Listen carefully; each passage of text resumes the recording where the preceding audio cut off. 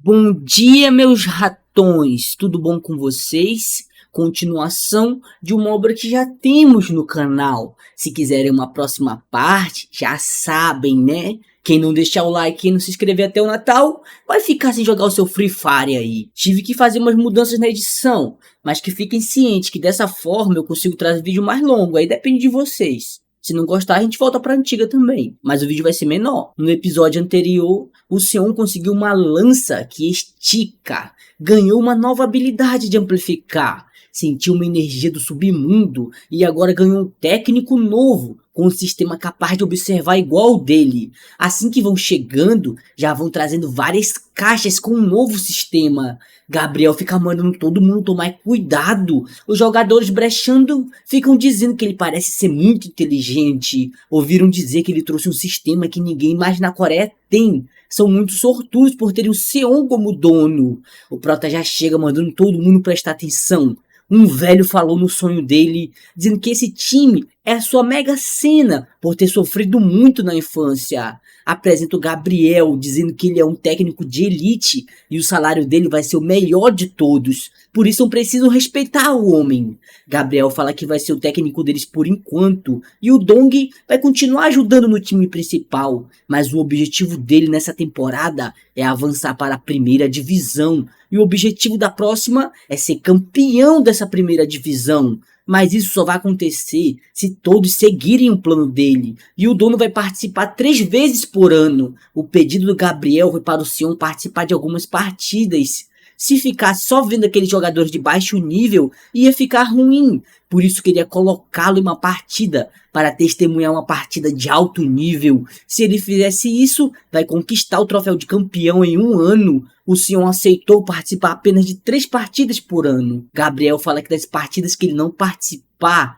vai mostrar as capacidades dele como um técnico. O Prota fala que quer ver como eles vão jogar sem ele. No primeiro treino, usando o sistema do Gabriel, o Prota fica dizendo que é um sistema bem útil. É a mesma coisa que ele vê com seu avaliar. Gabriel fala que a Naeon e o Jiron estão indo bem, mas as métricas do Seong são horríveis. Não consegue ver nenhum potencial em um jogador assim. Acha que no futuro próximo ele vai se tornar um ponto fraco da equipe. O Prota fala que ele não está errado, mas consegue ver algo a mais. Pensativo diz que o Seong ainda tem muito potencial para crescer. Pergunta o que ele acha de transformá-lo em um líder de equipe. Como ele é calmo e mais inteligente do que parece, podem usá-lo para tomar decisões pelo time. Gabriel fala que o Jung pode continuar como líder e podem usar o Seung como líder secundário, aonde vai ensiná-lo pessoalmente, mas acha que os outros dois que ele escolheu têm um grande potencial. A velocidade do Jungmin é boa, acha que é bom tê-lo no time e pergunta qual foi o motivo de ter escolhido o B1. Não consegue ver nada de interessante nele. O Prota pensativo diz que o sistema não consegue ver. Aí outra falha no sistema, olha aí, tá vendo? Foi dito que esse sistema via tudo, agora já não vê mais porra nenhuma. Quando o B1 ficar com 70 de aura, vai poder se fundir e se mover pelas sombras. O Prota fala pro Gabriel que os olhos dele nunca mentem, fica dando um sorrisinho pedindo pra esperar um pouco mais. Quando a aura dele aumentar em 1 ponto, vão estar ganhando na Mega Sena. Gabriel, vendo o programa de treino, já começa a dar uma mijada no Dong, dizendo que é incrível o time dele ganhar com um treino tão porco assim. Acha que é um milagre que foi trazido pelo Sion. Fala que vai mudar todos os treinos e vão refazer tudo antes do início da segunda temporada. No treino de velocidade, a pulga loira é a primeira. B1, como esperado, fica em último lugar. Fica se perguntando se não vai morrer se continuar correndo dessa forma. Jung fala que estão tendo o mesmo treino do melhor time da França, então precisam dar o melhor. B1 continua para trás, cansado, igual a gente sedentário. Gabriel, olhando os treinos, fala que não consegue entender o jeito que eles jogam. São igual de um time de segunda categoria.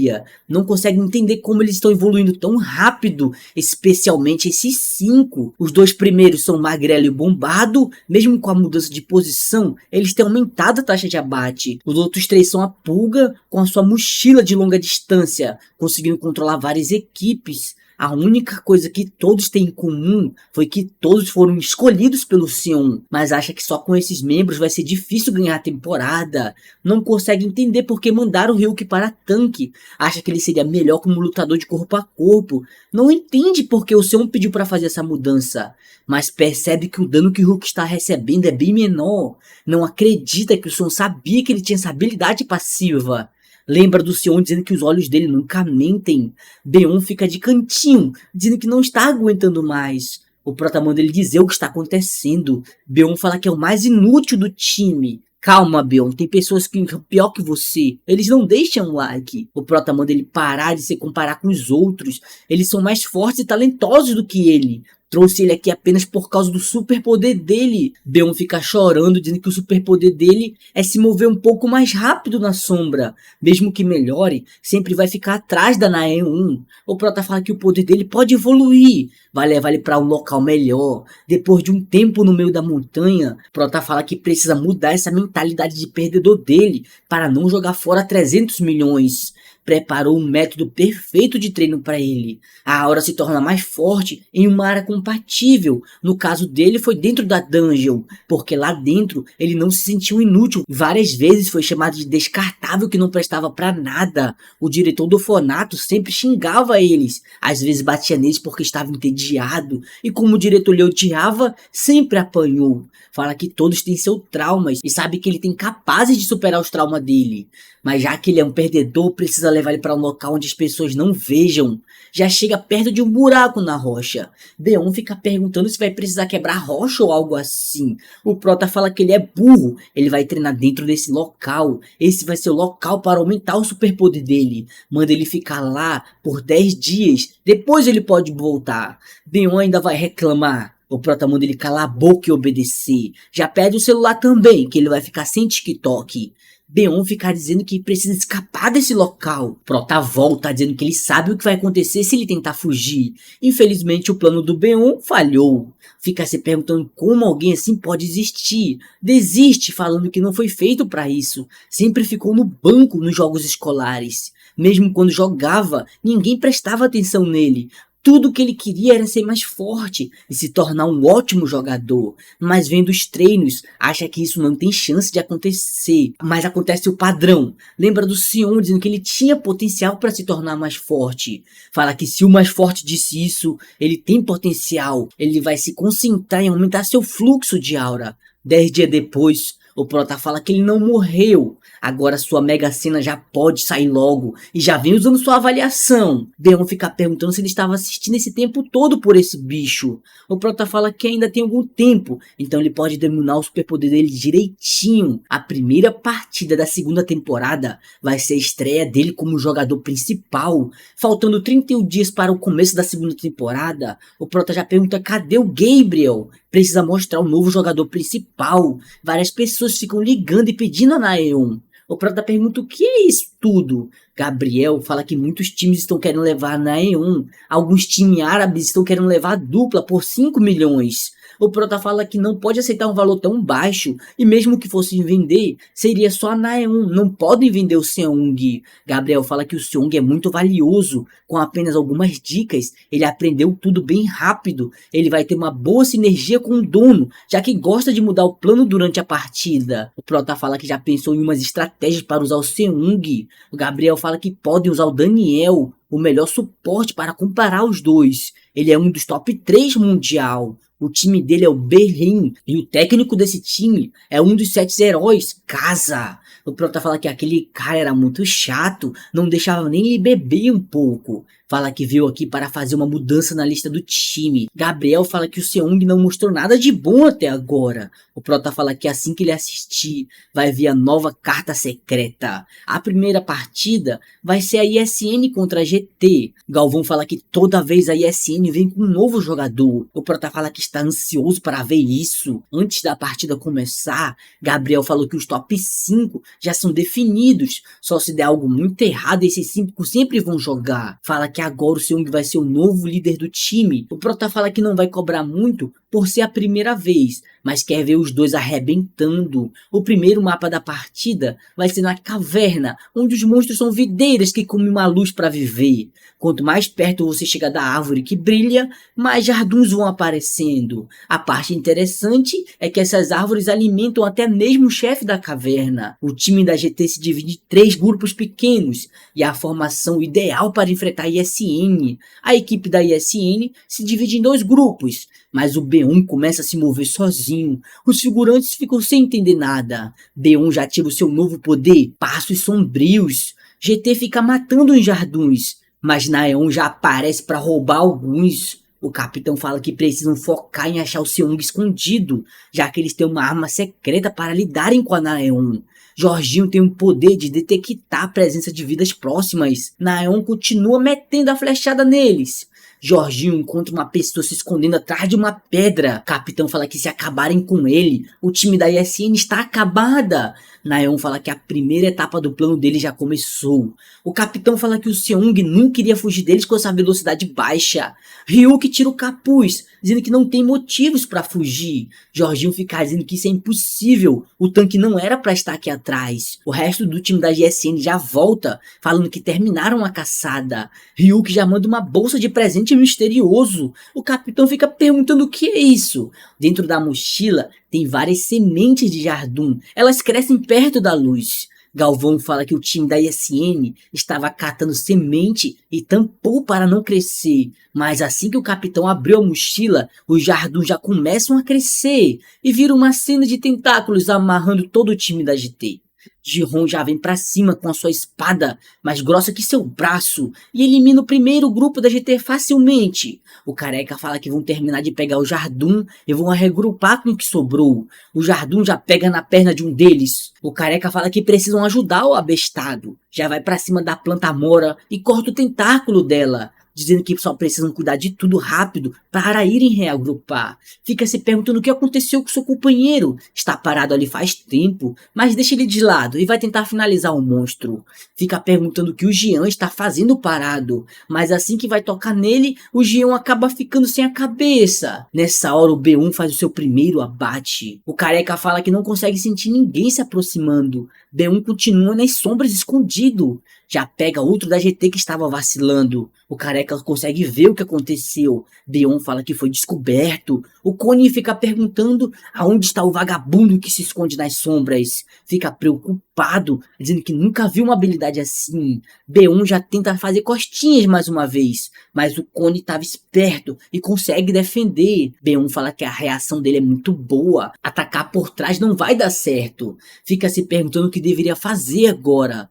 Lembra do Seon perguntando o que ele faria se fosse descoberto. B1 fala que se isso acontecer, ia ter que lutar de frente e perderia. Prota fala que é isso que poderia acontecer, mas na batalha tudo pode mudar. Pergunta se essa cabeça dele de cearense só serve para ocupar espaço. Tudo que ele precisa fazer é reduzir as escolhas do inimigo. Se ele se esconde na sombra, esperando uma chance, o que ele acha que o oponente vai fazer? B1 fala que o oponente vai provavelmente esperar um ataque ou ir para um local sem sombra. O Prota fala que o inimigo vai ficar com essas duas opções. É nessa hora que um ataque furtivo vai ser óbvio. Nessa hora vai precisar de uma besta e uma espada pequena. Já que ele não tem uma habilidade boa, precisa usar isso para melhorar. O Prota pensativo diz que com a besta de perto não tem como ele errar, mas ainda acha que vai ser difícil para ele por ser a primeira vez participando.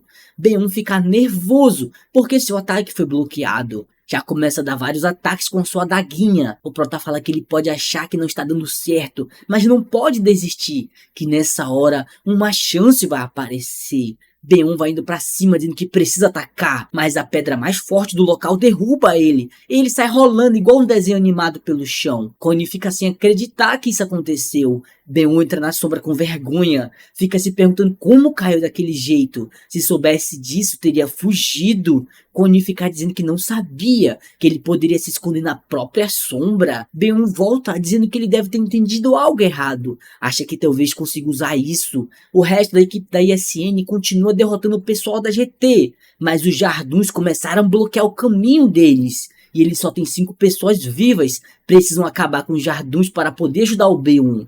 A luta do B1 contra o Cone continua. Connie começa a tentar dar uns ataques de espada, mas o Beon fica defendendo ou acaba virando sombra. Connie fala que se não fosse essa habilidade dele chata, manda ele parar com isso e morrer logo de uma vez. Beon desvia do ataque no último segundo, mas acaba sendo acertado de raspão. Connie fica perguntando por que ele não virou sombra. Acha que talvez a habilidade dele tenha um tempo de recarga. Ficar rindo dizendo que não vai perder essa chance. Beon fica nervoso dizendo que fez merda. Mesmo sendo de propósito, não esperava que fosse doer tanto. Connie já vem com um ataque com toda a sua raiva nele. Beon fala que se ele atacar assim, a espada dele pode ficar presa no chão e vira uma sombra mais uma vez. Já vai para a costinha do Connie, dizendo que agradece por ele ter entendido tudo errado. Não estava se escondendo na sombra, já que isso é uma caverna, todo local é uma sombra. Fica todo feliz por ter conseguido fazer 4 abates. O MVP da partida da ISN é o Beon. O Prota fala que a primeira partida de hoje confirmou que o Beon vai ser o novo atacante corpo a corpo e o Seong vai ser o líder intermediário. Com isso, a vitória da primeira divisão é certa. Acha que deveria ir atrás de um campeonato mundial para ter mais graça. No outro dia no sofá, fala que está ficando entediado, agora não tem mais nada para fazer com o Gabriel como técnico. Deveria ter deixado o Dong no lugar para poder ficar xingando ele. Todos os doramas que tinha também já terminou, fica se perguntando se não tem nada divertido para fazer. O Eric, antigo dos 7 heróis, já aparece na porta tocando a campainha. O Prota pergunta por que ele veio até Coreia. Eric fala que soube que ele estava na França. Tentou nadar do oceano até a França, mas acabou se perdendo. Não pôde pegar um barco porque a esposa dele estava com muita raiva, por isso proibiu ele de pescar. Mas sempre diz para sua esposa que é sortudo, por isso não precisa se preocupar com ele. Mas na verdade ele tem azar e instinto de sobrevivência como poder. O Prota fala que essas duas habilidades combinam muito bem, uma com a outra. Com essas habilidades ele não vai morrer tão facilmente assim. Eric fala que trouxe um presente para ele, uma pedra de retorno de masmorra. O Prota fala que não sabia que essas coisas ainda existiam. Eric fala que não são tão úteis, já que não existe mais masmorras, mas acha que isso ainda deve ter uns 7 usos.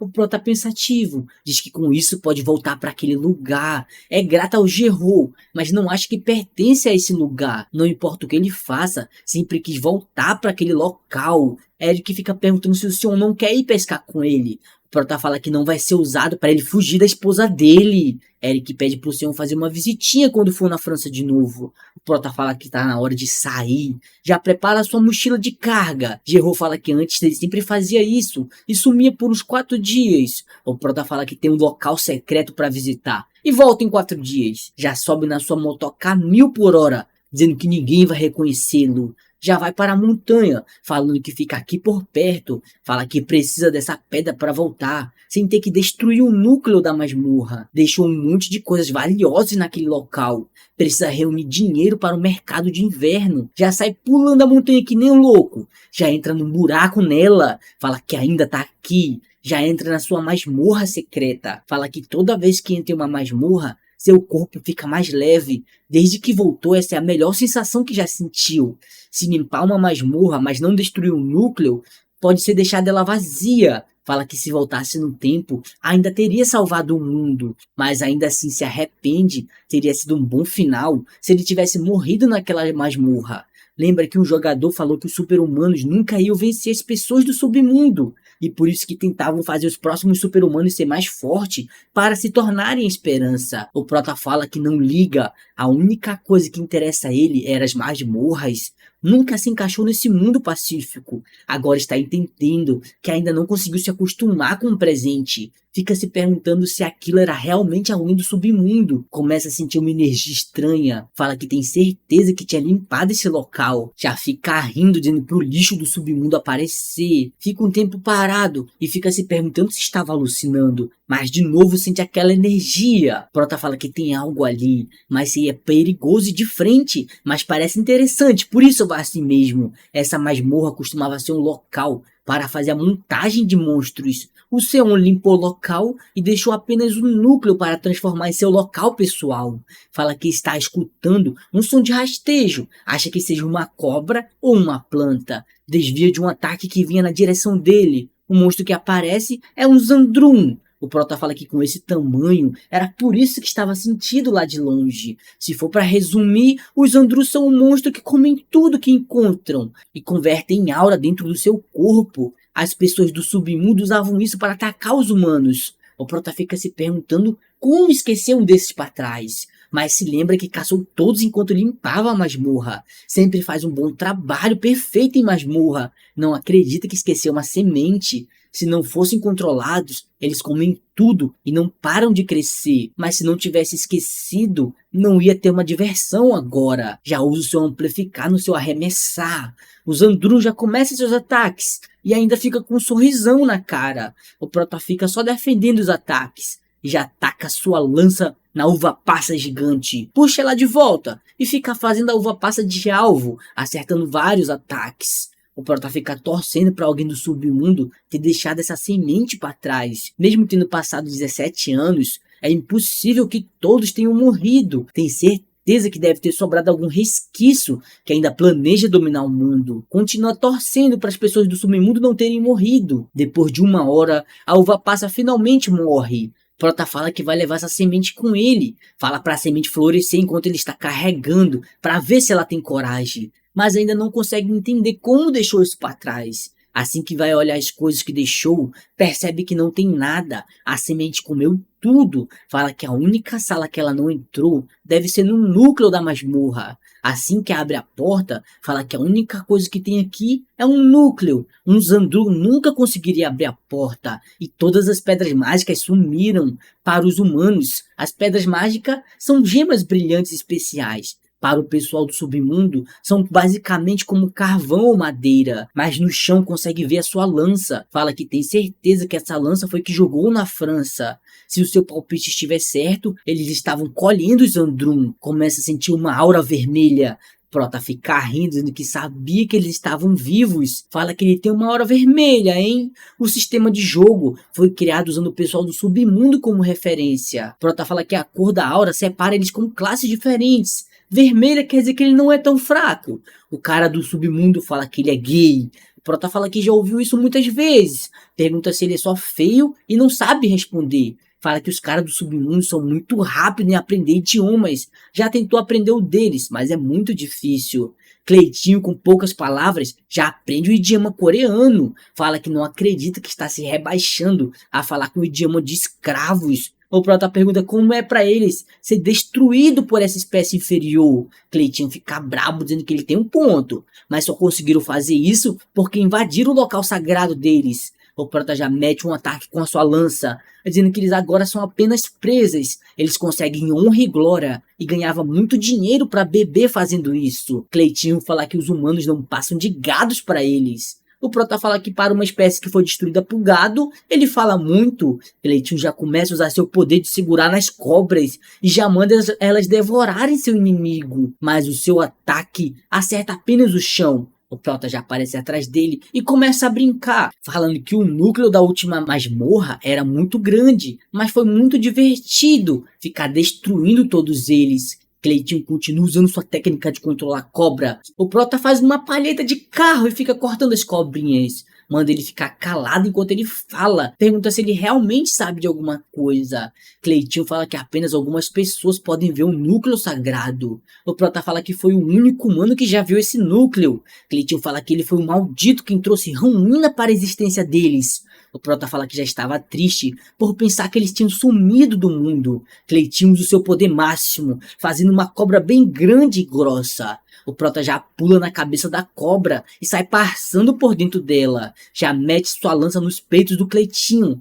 Fala que está desapontado. Não esperava que fosse tão fácil acabar com ele. Manda ele parar de fingir. Sabe que ele ainda não morreu, já que eles podem usar a aura para aumentar a vida. Pede para ele parar e ter vergonha por tentar usar um truque tão baixo desse. As pessoas do submundo não têm nome. Todo o propósito deles são baseados nas funções que eles têm. Pesquisador fica à procura de um local para fazer depósito de aura. O Prota fala que ele é um pesquisador, então não precisa se preocupar. Fala que antes dele partir, quer saber se todos da espécie dele estão mortos. O pesquisador fala que os humanos são muito orgulhosos, não vai falar nada. O prota fala que o cara de uma aura branca foi bem divertido, acha que o cargo dele era um bispo. O pesquisador manda ele não ser arrogante, os ancestrais deles da luz primordial ainda vai guiá-los, mesmo que tenham perdido o bispo. O prota fala que ele parece estar querendo se autodestruir. O pesquisador usa sua arte secreta da explosão e acaba virando uma peça de Lego, mas ainda continua vivo. Vê o Sion na sua forma de aura, fala que ele é o profeta da raça deles. O prota pergunta que merda ele tá falando, ele já pode ir pro inferno de uma vez. Fica se perguntando que merda era essa de profeta, mas eles não deveriam ficar fazendo cosplay de bombinha assim. Acha que com esse poder virou o mais forte do universo. Do lado de fora, fala que deu para se divertir um pouco. Antes de falecer, o pesquisador falou que o profeta apareceu na Terra. O prota fala que já ouviu isso falar antes. Na guerra eles ficavam dizendo que a luz primordial tinha aparecido na Terra. Fala já que eles sabiam de profetas, eles deveriam saber que iam ser destruídos. Mas mesmo que um profeta apareça, ainda vai ser difícil para ele trazer a civilização do submundo de volta. De acordo com os pesquisadores, a masmorra final foi criada ao longo de 10 mil anos. Eles usaram um dispositivo para coletar a energia do mundo, mas tudo acabaram perdendo controle. E essa é a única razão que pode explicar o motivo de uma civilização gigantesca como o submundo querer conquistar o mundo externo. Tem várias teorias, mas nenhuma delas é certeza. Mesmo que os pesquisadores consigam recuperar suas auras, ainda vai ser difícil aumentar a população com ele vivo. Mas teve uma coisa que sentiu nele, era medo, desespero e tristeza. Se fosse no passado, ele teria pedido reforços, mas dessa vez ele parece não ter tido escolha. Fica irritado, dizendo que veio aqui para pegar seus tesouros. Agora não tem mais o que fazer em uma masmorra destruída. Dentro da masmorra, um lorde aparece, dizendo que perderam um pesquisador para a luz. Mas foi uma pena que perderam os Andru antes que eles pudessem colhê-lo. Mas acabou descobrindo algo interessante. O maldito do Sion ainda está vivo. Dessa vez vão ter certeza de matá-lo. E vão se preparar para receberem o profeta. Uma outra pessoa de cabelo branco aparece dizendo que entende. Geralt fica perguntando como foi o passeio. O prota fala que achou algo interessante. Geralt já fica assustado perguntando por que ele não matou essa coisa. Uma semente dessas é capaz de destruir uma cidade inteira. Se esse bicho fosse pra rua, as pessoas iam virar comida. O prota pergunta por quanto ele consegue vender isso. Geralt manda ele deixar isso de lado. Se ele quiser dinheiro, pode dar pra ele. O prota fala que não quer dinheiro, quer ajudar alguma organização que pesquisam a civilização do submundo, em troca de uma recompensa.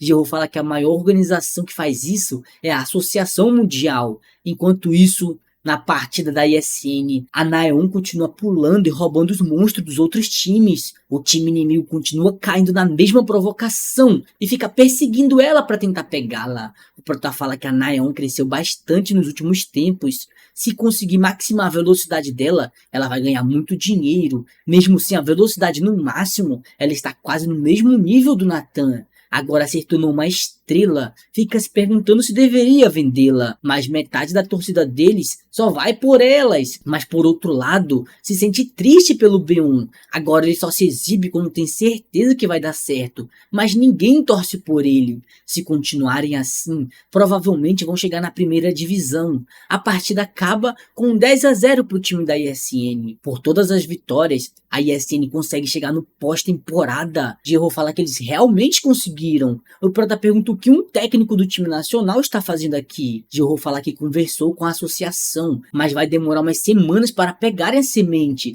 Mas já que está com ele, não acha que vai ter problemas se ficar aí. Fala que nunca pensou que ele fosse conseguir fazer esse time chegar no pós-temporada. O prota fala que é bom no que faz. As vendas aumentaram e as partidas são transmitidas no YouTube. Geralt fica perguntando se ele não está preocupado que com esse número de jogadores vai conseguir ganhar no pós-temporada. O prota manda ele não se preocupar com nada, tá tudo sob controle. Geralt fala que as táticas da ISN já foi mostrada para o público, ou ele tem alguma arma secreta escondida. O prota fala que no futuro ele vai entender. A entrevistadora pergunta do Gabriel como eles vão se preparar para o pós-temporada. Gabriel fala que não está preocupado, acha que a próxima temporada já é deles, já que fez um acordo com o dono do time para ele participar de 3 partidas por ano. Então fica com pena dos futuros oponentes. Os segurantes ficam tudo de boca aberta. O Geralt também fica de boca aberta. O Prota fala que é isso mesmo que ele ouviu. No outro dia,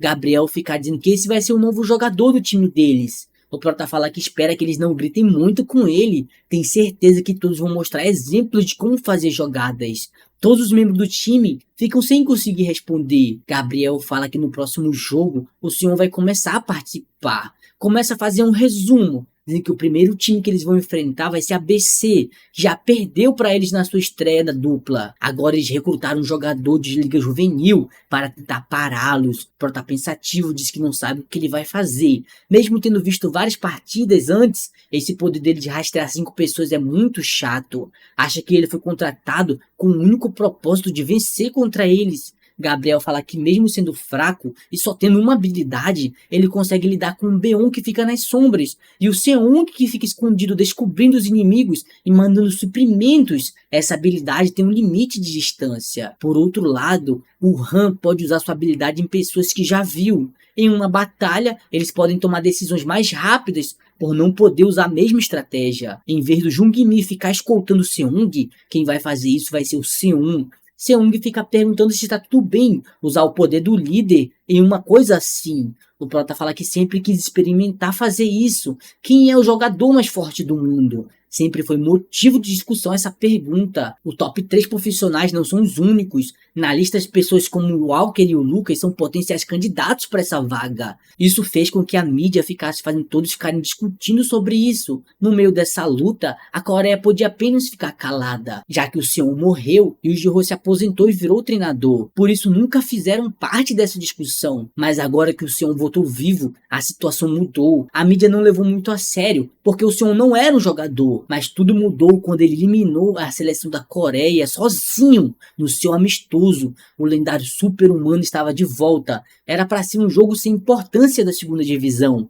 Mas com a participação do C1, se tornou o centro das atenções do mundo inteiro. Os fanáticos ficam gritando o nome do C1. O Prota fala que eles gritam muito. É triste ser popular. Jinho fica dizendo para ele não falar isso. Queria apenas 1% dessa popularidade. Os dois times ficam se encarando cara a cara. O time da BC pensativo diz que é injusto como podem colocar o C1 em um time de segunda divisão. O time da ISN já fica pensando que vão ser carregados. O Prota já usa sua avaliação, dizendo que não tem ninguém interessante no outro time. Vê o rastreador deles. Han fica metendo as olhadas em todo mundo. O Prota já se aproxima, dizendo que os atributos dele são o mesmo. Han fica gritando de nervoso, falando que é um prazer conhecê-lo. O Prota fala que sabe que ele está nervoso, mas deveria gritar baixo. Pergunta se ele já escolheu os alvos dessa partida. Espera que ele não reclame, que ele já vai ser um alvo dele também. Han já fica nervoso com essas belas palavras. O campo de batalha da primeira partida vai ser no Monte do Bruxo. O Prota manda todos fazerem como eles planejaram.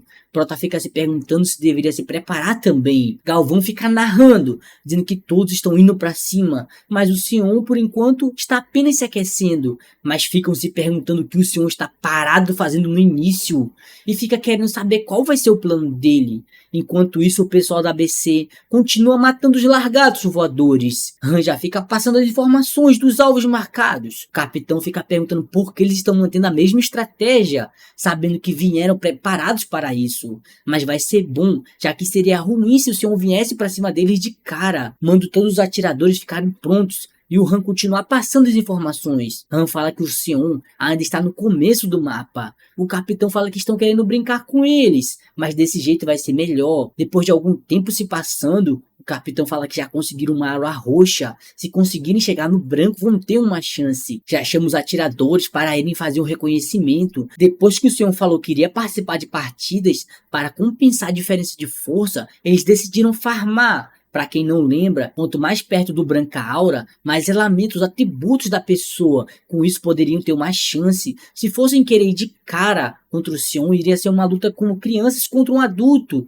Eles mudaram a formação, pegando mais atiradores e rastrearam a Naeon e o Seung e vão tentar derrotá-los primeiro. Tinha duas condições para esse plano. A primeira, a ISN precisa fazer a mesma coisa de sempre, assim poderiam ficar farmando, evitando o Seung o máximo possível. O capitão fica falando que tudo está indo como planejado, podem conseguir ganhar a primeira partida. Mas isso era o que eles estavam pensando. Do lado da sua cabeça cabeça já passa uma lança voando, mas a lança acerta o atirador que estava atrás dele. O Prota fazendo seu arremesso 2.0, versão longo alcance. Para fazer esse arremesso, precisava do Seong com sua habilidade. O Seong está usando a habilidade dele, passar a visão para um aliado a 3 km de distância. Minha única reclamação é que eu nunca vi esse poder na obra toda. Sai poder do rabo não sei da onde. O capitão nervoso fala que pensou que o Seong estivesse no começo do mapa. Enquanto ele estava vacilando, já vem outra lança no aliado seu. Quem sabe matemática, o senhor fez 2 abates com isso. O capitão fica pedindo para o segundo time responder e escuta a voz do Deus, dizendo que o senhor fez mais um abate. O time fica nervoso perguntando se o senhor está mesmo no começo do mapa, porque acabaram de perder mais um membro. O capitão fica se perguntando aonde está o senhor para ficar jogando esses arremessos de lança. Agora vamos voltar no tempo, com o Seong dizendo que pode acertar um alvo com até 2 km de distância. Pode ir mais longe, mas fica menos letal com a distância. Mas nessa hora é que o Seong ia entrar. Como já disse, ele pode acertar um alvo de longe, mas só se enxergar. Tudo que ele precisa fazer é para ir em um local mais alto. Assim que o Seong subiu no topo do pedrão, já usou sua habilidade que não sei de onde veio. Prota fala que é um pouco estranho de enxergar por ela. Pergunta se ele consegue usar com binóculos. E pasme, mesmo com uma habilidade, ele consegue usar o binóculos. Prota fala que chegou a hora do teste. Vai acertar o pinheiro na frente deles. Seong fica perguntando se aquilo é mesmo um pinheiro. O Prota fala que não sabe, mas tem folhas espetadas. Deve ser. Já começa a preparar sua lança. E como sempre, ela sai fazendo umas curvas no céu, mas a primeira jogada cai perto do pinheiro. O Prota fala que é um pouco diferente do que vê com seus próprios olhos, mas tem certeza que vai pegar o jeito com mais algumas tentativas. Começa a lançar várias lanças, dizendo que vai ser sua carta na manga. Pensativo diz que tem outra, mas não pode usar no jogo. Faz muitos arremessos fazendo careta, mas as lanças continuam caindo perto do pinheiro. O Prota fica rindo, dizendo que tá perto. Depois de vários arremessos de lança, o Prota fala que se calcular tudo que sabe com seu instinto superior, acerta o pinheiro bem no meio, desmatando a única árvore do local. Os jogadores vendo esse treino ficam se perguntando se ele é mesmo um humano. Parece um deus. Gabriel fala que ele vai conseguir muitos abates com esse arremesso. Aí voltamos pro Sion fazendo outro abate. Jihyo na plateia fica se perguntando como uma coisa dessas pode ser possível. Quando disse em entrevistas que o Sion conseguia acertar monstros a 2 km de distância, foi taxado de mentiroso. Mesmo que a história do livro seja verdade, mas daqueles feitos para uma pessoa comum, foi como se ele estivesse mentindo, exagerando. Com isso, o livro foi considerado fictício, com o Jihyo fazendo ele para homenagear o amigo falecido. Jihyo fala que se sente melhor, não mentiu nada do que estava escrito no livro, mas fica se perguntando quando ele começou a conseguir trazer a lança de volta. O Prota fica com sua risadinha, falando que só está começando. A ABC continua indo brigar com os largatos de fogo. O capitão fala que se ficarem longe, o ataque vai ser mais fraco. Quando ia mandar o pessoal tomar cuidado, o largato é roubado na sua frente. O Prota fala que eles têm coragem de caçar mesmo sabendo que ele está atacando. Ele se segura um pouco e todos já querem lhe ignorar. Já começa a lançar várias lanças, acertando todos os lagartos de fogo. O capitão fica nervoso, dizendo que precisam reagrupar e mudar de plano. Outro ataque já vem vindo, mas ele defende por pouco. A atiradora fica feliz porque quase foi de Vasco. Naquela hora, no mesmo treino de lança, o Sion chamou o Beon, dizendo que ele ia ser útil. O Beon estava na sombra da lança e já sai dela matando a atiradora que estava viva. O Prota fica rindo, perguntando se eles esqueceram dos outros só por causa dele. Jung fala que já estão terminando de caçar, podem reagrupar para irem com tudo. O Prota manda eles irem para cima, que vai ficar atacando de longe. A primeira partida acaba com uma vitória perfeita da ISN. O MVP é o Sion com 4 abates e 7 assistências. Gabriel fala que a audiência foi a loucura com essa partida. O Prota fala que esse foi o fim do show. Na próxima partida, eles vão com tudo. A próxima partida vai ser no mapa das 1000 pontes. Por ser um local difícil de saber quais são as verdadeiras e falsas, é chamada de matadoras de novato. A ISN já começa a partida farmando mais aranhas. Mas elas não são os únicos problemas do local, porque existem as aranhas fantasma. É uma aranha maior que tem a habilidade de fazer as pessoas capturadas virarem zumbi. O Prota fala que isso faz ele lembrar do passado, quando ficavam se perguntando cadê os desaparecidos, eles saíam desses casulos. manda todo mundo ficar atento, que tem umas 50 aranhas pequenas e 8 aranhas grandes. Pede para eles cuidarem do zumbi, se precisar, é claro. Já começa a ficar lançando várias lanças que nem louco. Não dá pra ver, mas tem umas aranhas sendo acertadas ali. O time fica pensando que o senhor parece estar feliz com isso. Poucos minutos depois, a caça é concluída com sucesso. Seung fica perguntando como uma coisa dessas é possível. O Prota pede para ele parar de falar, ele dá um pouco de aura. O time da BC aparece dizendo que todos estão cercados. Seung fica perguntando, e agora, Giovanni? O que vão fazer? O capitão fica rindo, dizendo que encontraram todas as pontes seguras para guardar seus recursos. Manda todos se prepararem. O Prota fica rindo, dizendo que ele fez um bom trabalho, botando a cabeça vazia dele para pensar em um plano. Mas agora acho que deveria mostrar como é uma queda livre. Esqueceu de avisar, mas não pegou sua lança de volta. Se ele puxar com a mesma força que jogou, elas vão voltar com a mesma velocidade. O capitão fica dizendo, como assim? Não entendi. Mas o chão se quebra e todo mundo começa a cair. O Prota vai caindo com um sorrisão na cara. O time da ISN fica se perguntando que merda tá acontecendo. Aí voltamos no tempo, pro Dong reclamando, dizendo que isso ia dar merda, seria loucura fazer uma coisa dessas.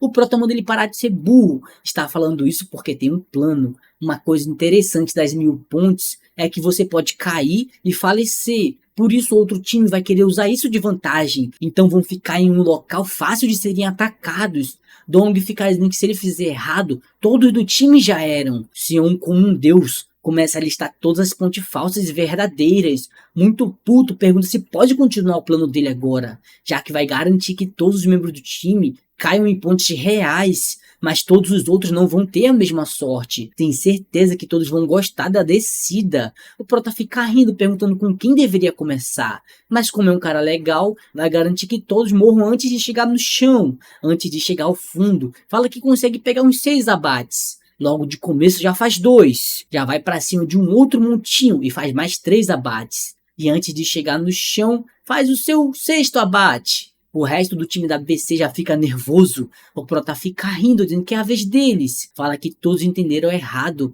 Ele não precisa praticar combate corpo a corpo. Acha muito mais fácil enfrentar seres humanos. Com pouco tempo de luta, já fez 8 abates. 2 ainda tentam atacar pelas costinhas, mas o Prota faz o quadradinho de 8 e dá uma coisa na cara do capitão.